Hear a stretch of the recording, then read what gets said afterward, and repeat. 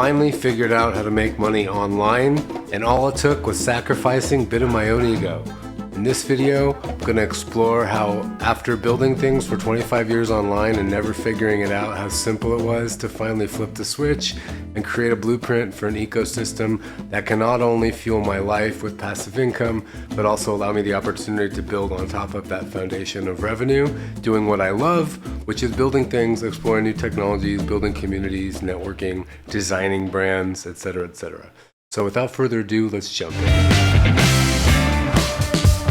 I come from a pretty middle-class background. I grew up with parents that encouraged me to learn how to use the computer. I remember the dial-up modem. I remember getting in trouble when I was in 5th or 6th grade because I used a long-distance phone number to connect to my ISP because there wasn't a local one and I didn't tell my parents, and my dad got rightfully so very pissed off. But I remember always going on Pokemon websites and learning how to build websites to this Pokemon community. And a friend of mine and I were like, what if we made a website that gets lots of people going to it and then we sell advertisements on it? We can make a lot of money.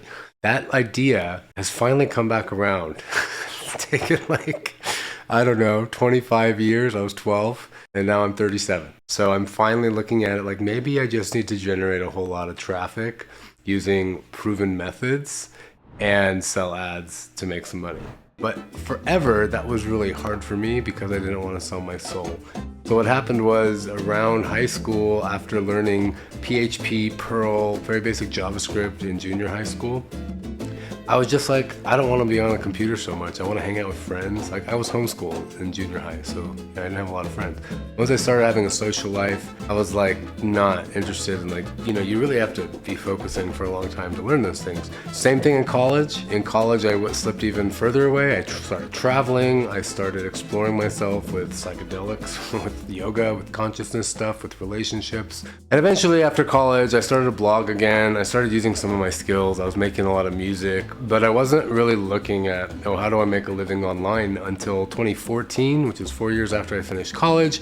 I was traveling, I was broke, and I was like, how can I just make money online? So I started a YouTube channel. I started a YouTube channel about my travels. I put a GoPro on my forehead.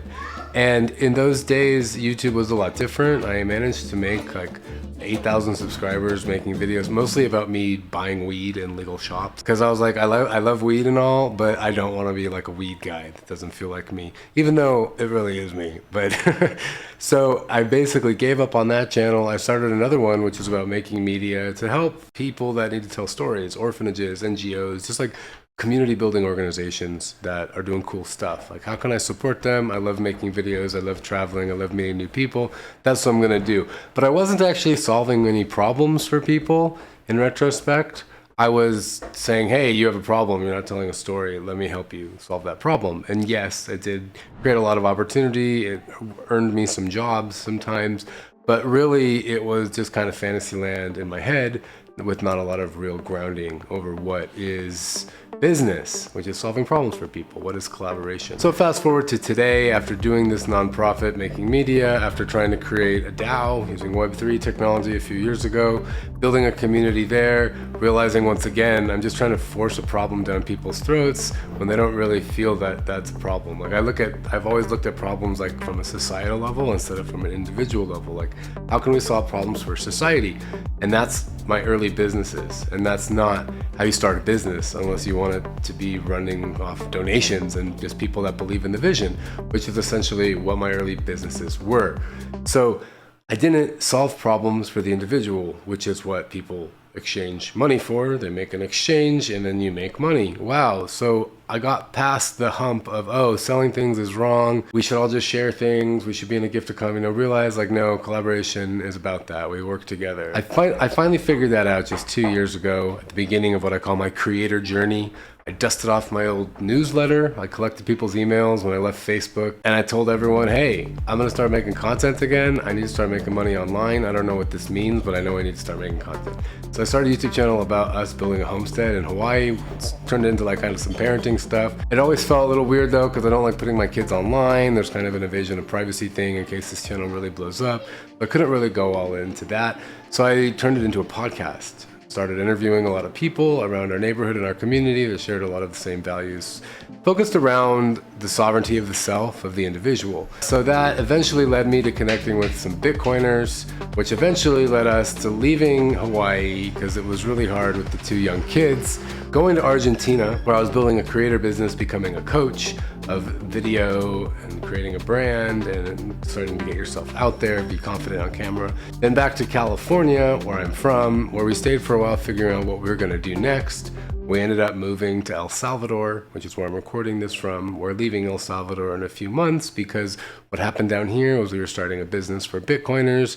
Turns out this isn't going to be a place where a lot of Bitcoiners are going to want to come so much in the coming years. So we kind of lost our demographic. But also more than that, I learned what it is I want to be doing, which is building. And building with people, building without people. I kind of like building on my own. I do like having a team nearby, seeing them once in a while, even making content together. But overall, I'm kind of a solo builder, a solopreneur. That's just how I roll.